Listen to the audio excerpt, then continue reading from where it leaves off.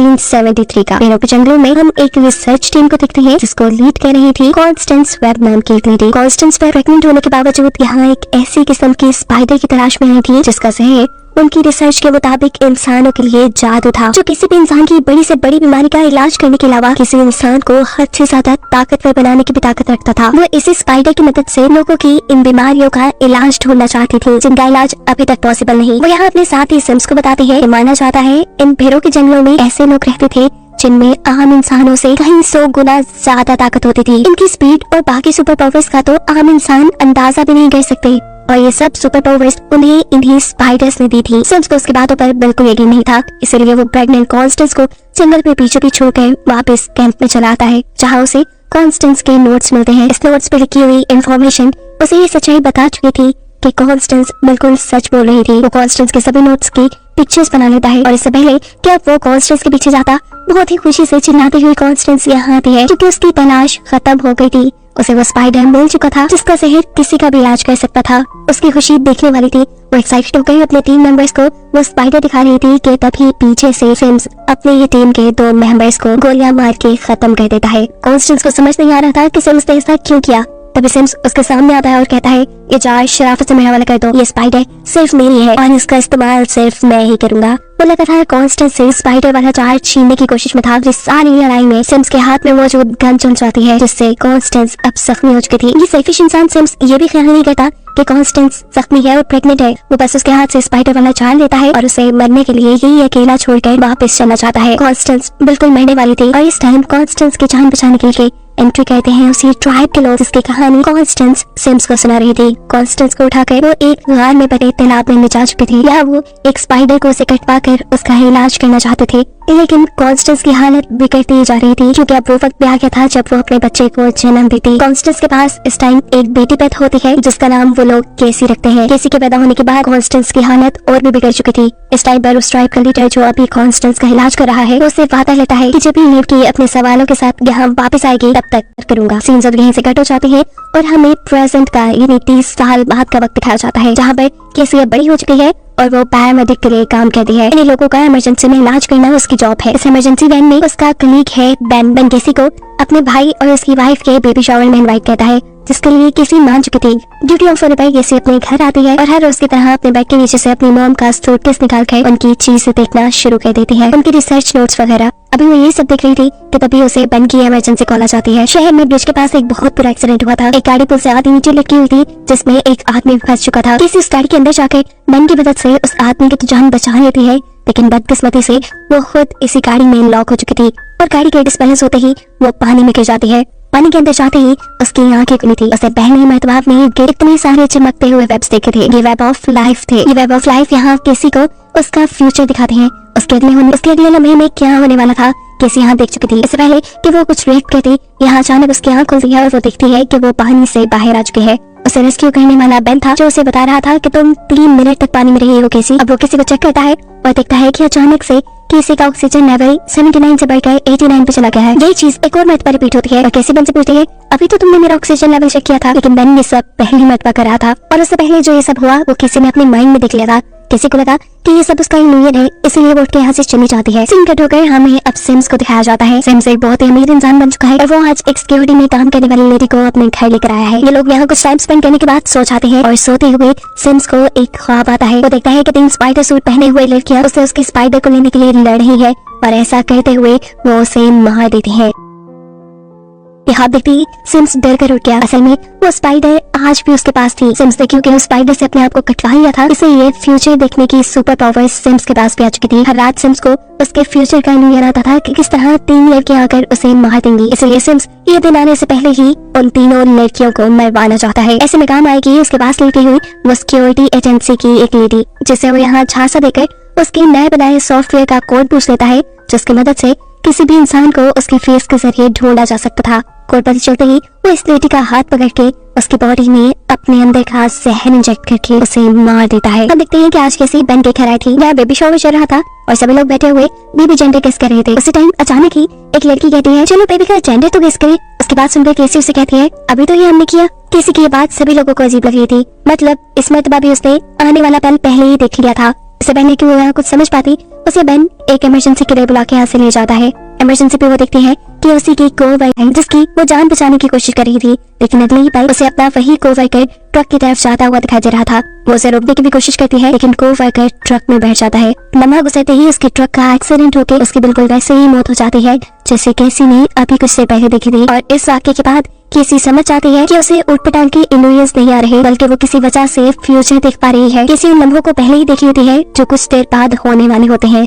सिंकेटो के सेंस को दिखाया जाता है जो सिक्योरिटी सॉफ्टवेयर को अपनी हैकर के जरिए हैक करवा चुका था। इसी सिक्योरिटी सॉफ्टवेयर की मदद से उसे न्यूयॉर्क के हाई सिक्योरिटी कैमरे का एक्सेस मिल जाता है और अपनी इन्हीं हैकर के सहारे वो इन तीनों लड़कियों की तस्वीर भी बनवा लेता है जो रोज उसके ख्वाब में आती थी। इन लड़कियों की एज देखते हुए सिम्स बात समझ चुका था कि अभी ये लड़कियां यंग है, इन्हें इनकी पॉवर नहीं मिली। सिम्स का ख्याल था कि इन्हें छोटी उम्र में ही पॉवर्स मिलने से पहले ही मार दिया जाए ताकि पॉवर्स मिलने के बाद उसके लिए काम मुश्किल न बन जाए। यहाँ अपने कलीग की मौत पे परेशान केसी अपने घर पर थी। वो ओवन में अपना खाना गर्म कर रही थी, तभी अचानक वो देखती है कि एक कबूतर उड़ते हुए उसकी खिड़की से टकरा कर मर गया। वो ये सब देख रही थी कि अचानक ओवन की बीप बचने पर उसका ध्यान भटक जाता है। वो विंडो की तरफ दोबारा देखती है तो वहाँ ना तो कोई मरा हुआ कबूतर था और ना ही उसकी विंडो टूटी हुई थी। किसी कबूतर को देखने के लिए विंडो के पास जाकर विंडो खोल देती है और अगले ही पल सामने से उड़ता हुआ कबूतर आकर उसकी विंडो के आगे बैठ जाता है। किसी की विंडो खोलने की वजह से वो कबूतर मरने से बच गया था और इस वाक्य से किसी को ये बात समझ आ गई थी कि वो जो फ्यूचर देखती है वो उसे बदल भी सकती है। उसे अब ये रिग्रेट होने लगा था कि वो अपनी क्लिक की मौत को रोक भी सकती थी, लेकिन वो ऐसा नहीं कर पाई। वो ये सारी चीजें बेन से शेयर करना चाहती थी, इसलिए वो घर से निकलकर मेट्रो स्टेशन आ जाती है जहाँ हम दिख रही है कि सिम्स पहले से ही मौजूद है, क्योंकि सिम्स को उसकी हैकर ने बताया है कि वो तीनों लड़कियां जिसे सिम्स मारना चाहता है वो इस टाइम मेट्रो स्टेशन में है। यहाँ किसी भी जो इन तीनों लड़कियों की ट्रेन में बैठी हुई थी वो इन तीनों लड़कियों का चेहरा देखते ही उनकी मौत देख लेती है। जो आदमी किसी के ख्याल में इन तीनों लड़कियों को मार रहा था ये भी सिम्स उसे वो अब सामने के इस अपार्टमेंट में आता हुआ भी देख लेती है। वो इन तीनों लड़कियों को जल्दी से यहाँ से उठाती है और ट्रेन से बाहर निकाल लेती है। बाहर निकलते ही लड़कियां तो उसकी बात समझ ही नहीं पा रही थी। वो ट्रेन के अंदर सिम्स को देखती है जो इन तीनों लड़कियों के ऊपर नजर रखे हुए था। किसी इन तीनों से कहते हैं जल्द ही तुम तीनों को इस स्टेशन से बाहर निकलना होगा, लेकिन ये तीनों उसकी एक नहीं सुनती और शोर कर करके लोगों को यहाँ बुलाना शुरू कर देती है। इससे पहले कि यहाँ कोई आता कैसे इन तीनों को स्पाइडरमैन जैसा सूट पहने हुए आदमी को इनकी तरफ आता हुआ दिखाती है। वो आदमी तेजी से इन तीनों की तरफ बढ़ा था, इसलिए कैसी इन तीनों को लेकर एक ट्रेन के अंदर चढ़ जाती है और अब वो आदमी भी इस ट्रेन के ऊपर आ चुका था। इस आदमी से बचाने के लिए किसी इन तीनों को अब ट्रेन से निकाल कर ग्राउंड फ्लोर पर ले आई थी, लेकिन वो जानती थी कि वो आदमी अभी तक उनके पीछे है।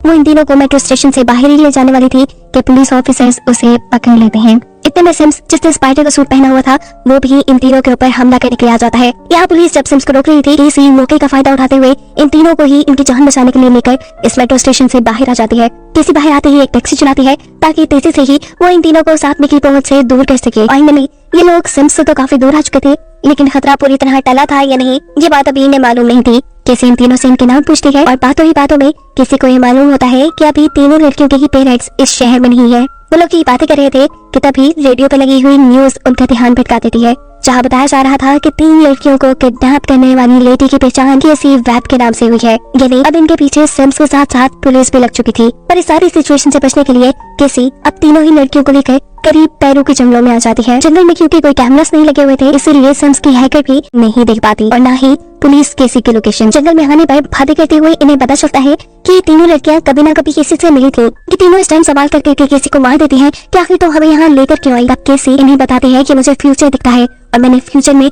तुम्हारी मौत तो साथ में यहाँ तो देख ली थी। उसके बाद कहते ही मेडी नाम की लड़की हंसने लगी थी, लेकिन मेडी की हंसी को सारे इग्नोर कर देते हैं और जूलिया कहती है वो हाथ में किसी स्पाइडर की तरह छत पे चल रहा था। उसके इसी जुमले थे किसी का दिमाग ठनका गया था। किसी को अब अपनी मॉम के नोट्स में लिखी हुई चीजें याद आने लगी थी, इसलिए वो इन तीनों से कहती है मैं 3 घंटे में वापस आ जाऊंगी, लेकिन 3 घंटे तक तुम तीनों यहाँ से हिलने की कोशिश भी मत करना। वो फौरन अपने घर जाकर अपने मॉम के नोट्स खोलती है। इस डायरी में उस स्पाइडर ट्राइब के लोगों के बारे में लिखा था जिन्हें हम पास्ट में देख चुके हैं। ये लोग दीवारों और छतों पे चढ़ने के साथ साथ फ्यूचर देखने की भी ताकत रखते थे। फ्यूचर तो किसी को भी नजर आ रहा था, इसलिए वो दीवार पे चढ़ने की कोशिश करती है ये जांचने के लिए कि कहीं वो भी तो स्पाइडर ट्राइब से तो नहीं, लेकिन वो इस चीज में नाकाम हो जाती है। इसी सूटकेस में किसी को उसकी मॉम के साथ सिम्स का फोटो नजर आ जाता है और वो यहाँ सिम्स को पहचान भी गई थी कि वही आती है जो इन तीनों लड़कियों को मारना चाह रहा था।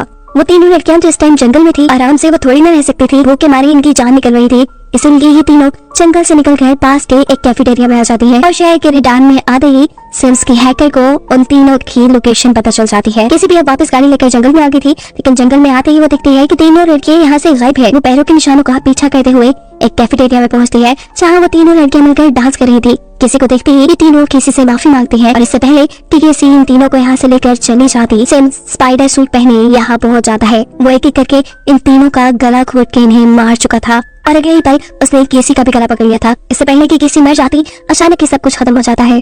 केसी अभी भी जंगल में खड़ी हुई थी और वो ये बात समझ गई थी कि उसने जो भी देखा वो फ्यूचर में होने वाला था। इन लड़कियां अब खतरे में थी और केसी पे उनकी इच्छा था। वो जल्द से जल्द उन तक पहुंचना चाहती थी, इसलिए उनके कदमों के निशानों को फॉलो करते हुए वो भी कैफे तक पहुंच जाती है। लेकिन बदकिस्मती से केसी के वहां पहुंचने से पहले ही सिम्स वहां पहुंच चुका था। लड़कियों की जान बचाने के लिए केसी होटल का कांच तोड़ते हुए अपनी गाड़ी के अंदर ले आई थी। वो इसी गाड़ी से जोर से सिम्स को हिट करती है और तीनों लड़कियों को गाड़ी में बैठने का इशारा करती है। जिस वक्त केसी तीनों लड़कियों को बचाकर यहाँ से निकलने वाली थी, सिम्स ने किसी तरह केसी का हाथ पकड़ लिया था। ऐसे किसी का हाथ पकड़कर वो अपना जहर केसी के अंदर इंजेक्ट कर रहा था। केसी तो इन तीनों लड़कियों को बचाकर वहाँ से ले गई थी, लेकिन दूसरी तरफ सिम्स की हैकर उसे खबर दे दी है कि केसी वेब, जो कि तीनों लड़कियों को बचा रही है, वो कॉन्स्टेंस वेब की बेटी है। और ये सुनते ही उसका दिमाग हिल चुका था। किसी तीनों लड़कियों को फिलहाल के लिए तो एक होटल में आई थी, लेकिन तीनों ही लड़कियों के पेरेंट्स नहीं थे। वो इतनी बड़ी जिम्मेदारी खुद भी नहीं ले सकती थी, इसलिए वो तीनों लड़कियों को पुलिस स्टेशन छोड़ने का फैसला लेती है। लेकिन इसमें भी एक प्रॉब्लम था। आनिया इलीगली न्यूयॉर्क में रह रही थी। उसके डैड को यहाँ की गवर्नमेंट पहले ही डिपोर्ट कर चुकी थी और अगर पुलिस को पता चला कि आनिया यहाँ है तो आनिया को भी डिपोर्ट कर दिया जाएगा। मजबूरन केसी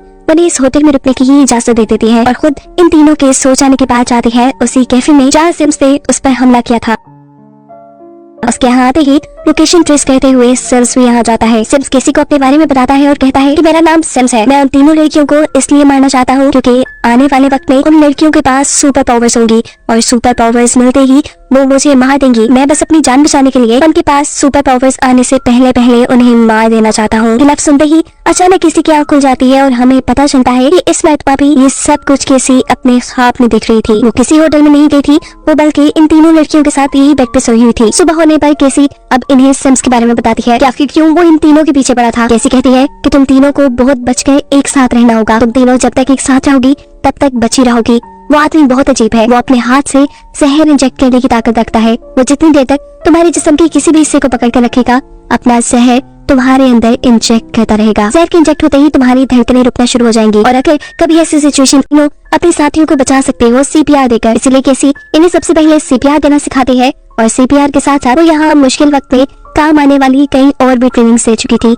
आसान लफ्जों में वो सिम्स से मुकाबला करने के लिए इन्हें तैयार कर रही थी। केसी अब इन तीनों लड़कियों से कहती है कि सिम्स के पास जितने भी सुपर पावर्स है उनके बारे में मेरी मॉम की रिसर्च डायरी में लिखा हुआ है। अब सिम्स के बारे में और मालूमात लेने के लिए मुझे पेरू के जंगलों में जाना होगा। मेरे पीछे तुम तीनों अपना बहुत ख्याल रखना और एक साथ रहना। ये कहकर वो यहाँ से निकल जाती है। अपनी मॉम का सामान और पेरू के जंगलों का नक्शा लेते हुए वो अब जंगल के बीचों बीच पहुंच चुकी थी, जहाँ उसे मिलते हैं स्पाइडर ट्राइब के लीडर। वो उसे देखकर कहते हैं आखिर तुम अपने सवालों का जवाब मांगने आ ही गई। लीडर उसे गार में बने उस तालाब में ले आते हैं जहाँ केसी पैदा हुई थी और उसकी मॉम कॉन्स्टेंस की मौत हुई थी। इस जगह को देखते हुए केसी नाराज से लग रही थी। वो लीडर से कहती है पता नहीं क्यों मेरी मॉम ने इस जगह आने के लिए मेरी जान को खतरे में डाल दिया था। लीडर मुस्कुराते हैं और कहते हैं ये सारी कहानी जानने के लिए तो तुम्हें उस वक्त में जाना पड़ेगा जब तुम पैदा हुई थी। तुम्हारी कहानी तो तुम्हारे पैदा होने से पहले ही शुरू हो गई थी। लीडर अब किसी को एकदम से झटका देते हुए उसके सोल को उसकी बॉडी से बाहर निकाल देते हैं। किसी की सोल वहाँ तालाब के पानी में गिर जाती है और उसके इर्द गिर्द वेब ऑफ लाइफ बन जाता है।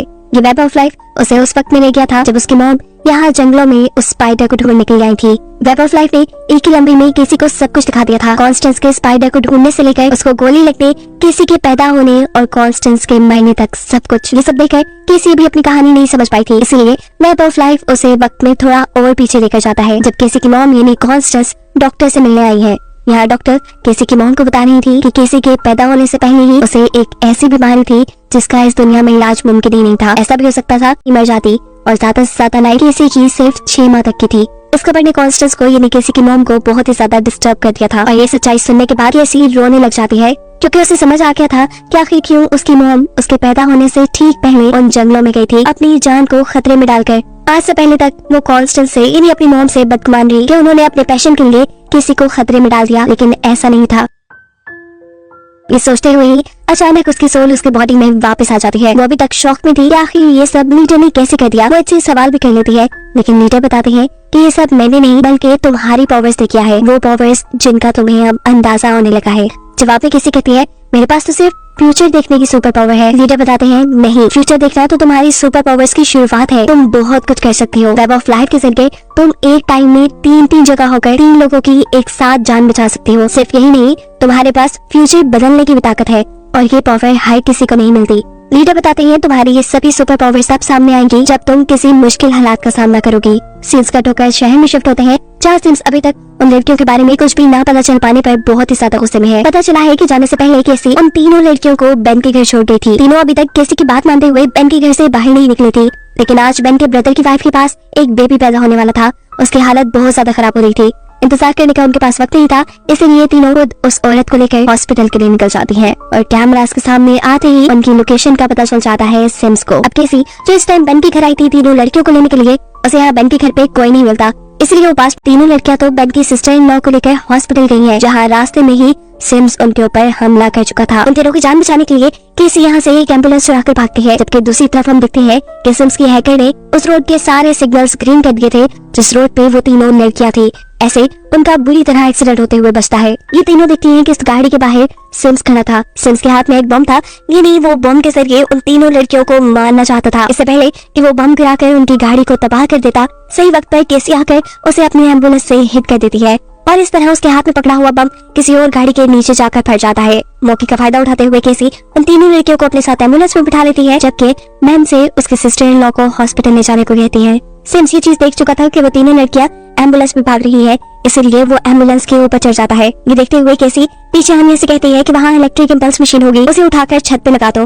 उसके ऐसा करने से ऊपर खड़े हुए सिम्स को बुरी तरह करंट लगता है और वो उनकी एम्बुलेंस से नीचे गिर जाता है। किसी एम्बुलेंस को लेकर आगे चली जाती है, लेकिन एक अंडरपास के नीचे उनकी एम्बुलेंस रुक चुकी थी और अब अगले 5 मिनट में क्या क्या होने वाला था ये सब केसी अपने फ्यूचर देखने वाली सुपर पावर से पता चला लेती है। उसे लीडर की बातें याद आती है कि वो फ्यूचर भी बदल सकती है। यही सोचते हुए वो एम्बुलेंस का रेडियो यूज करती है और मेडिकल इमरजेंसी का बहाना कहते हुए यही करीब एक बिल्डिंग के पास एक हेलीकॉप्टर बुलाती है। इस टाइम ये लोग फायर क्रैकर्स बनाने वाली एक फैक्ट्री के पास थे। केसी इन तीनों को लेकर उस फैक्ट्री के अंदर आ जाती है और यहाँ ये लोग सिम्स के लिए जाल बिछाना शुरू करते हैं। सिम्स जैसे ही उनके पीछे इस फैक्ट्री के अंदर आता है, उनके बिछाए फायर क्रैकर्स के जाल में फंस जाता है। एक के बाद एक वहाँ बहुत से फायर क्रैकर्स फटते हैं जो सिम्स का ध्यान अपनी तरफ लगा चुके थे।